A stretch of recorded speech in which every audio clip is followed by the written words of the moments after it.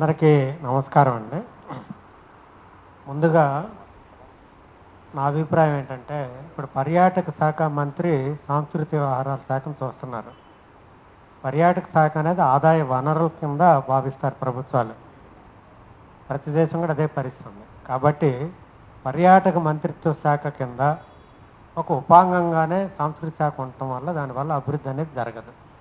ఇది విద్యా మంత్రిత్వ శాఖకి కిందకి తీసుకురావాలి. ఒకటి ఈ ప్రపోజల్ నేను పెడుతున్నాను. రెండోది ఏంటంటే, మనకి భారతదేశంలో నాకు తెలిసినంత వరకు ఒక 7-8 జోన్లు సాంస్కృతికమైన జోన్లు ఉన్నాయి. ఒక జోన్ కార్యాలయం నేను నాగ్పూర్లో చూశాను స్వయంగా. అది పశ్చిమ భారత సాంస్కృతిక కేంద్రం ఉంది. అది కేంద్ర ప్రభుత్వం ఆధ్వర్యంలో నడుస్తూ ఉంటుంది. అట్లాంటి సౌత్ ఇండియాలో కూడా ఉండాలి.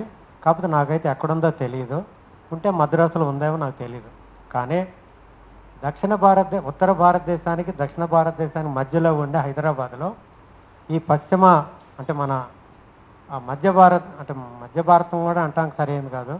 హైదరాబాద్లో ఇలాంటి ఒక సాంస్కృతికమైన కేంద్రం జోన్ కేంద్రంగా ఏర్పాటు చేయాలనేది నా అభిప్రాయంగా నేను తెలియజేస్తున్నాను.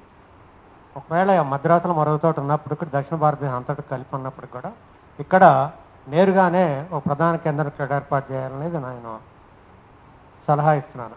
ఇక మూడోది, మనకి సంస్కృతి గురించి ప్రజా కళల గురించి వీటి మీద సాధికారికంగా రాసిన వ్యక్తి ఆరుద్ర గారు.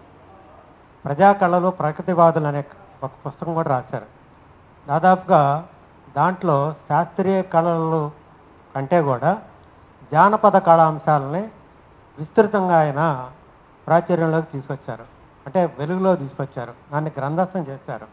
దీనికి సంబంధించిన వరకు కూడా ఆరుద్ర భావాలు ఏంటి అనేది కూడా మనం స్టడీ చేసి ఆ భావాలని మనం ఏమన్నా అమలు జరపడానికి అవకాశం ఉంటుందా లేదనేది ఈ సాంస్కృతిక విధాన పత్రంలో కూడా ఏమన్నా చేర్చడానికి అవకాశం ఉంటుందా లేదా అనేది ఇక్కడ నేను సూచిస్తున్నాను.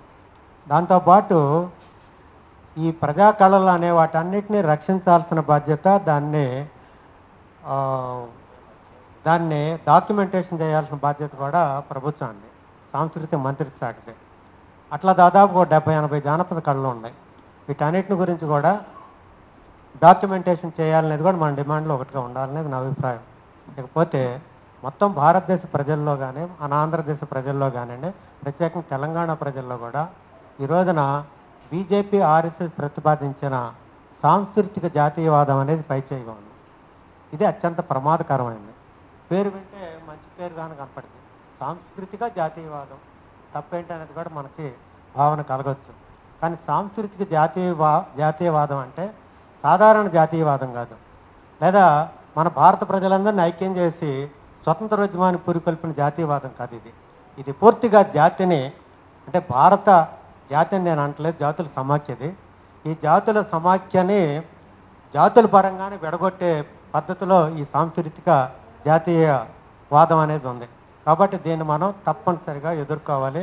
దాన్ని ఆ రకంగా మనం ఇక్కడ అంటే మెజారిటీ యొక్క మతస్థుల యొక్క లేదా మెజారిటీ జాతి యొక్క ప్రయోజనాలని అందరూ అనుసరించాలి, అందరూ అంగీకరించాలి, దానికి లోబడి పనిచేయాలనేదే సాంస్కృతిక జాతీయవాదం యొక్క విధానం.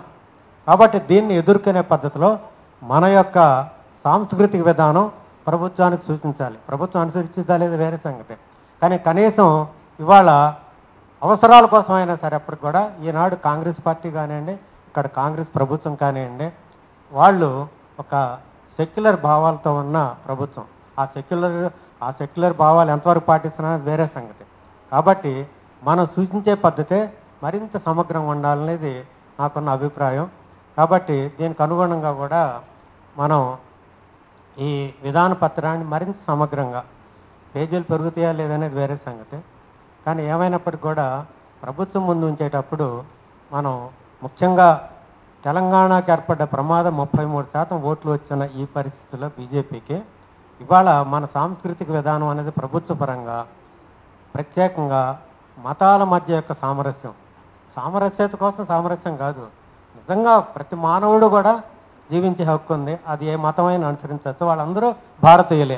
అనే భావన కలగజేసే పద్ధతిలో మన యొక్క సాంస్కృతిక అవగాహన ప్రభుత్వం తరపు నుంచి ప్రజల్లోకి తీసుకెళ్లాలనే పద్ధతిలో మన యొక్క సాంస్కృతిక విధానం అట్లాగే ఈ డాక్యుమెంట్ ఆ రకంగా ఉండాలని కోరుకుంటూ నాకు ఈ అవకాశాన్ని ఇచ్చిన పెద్దలందరికీ ధన్యవాదాలు తెలియజేసి ముగిస్తాను.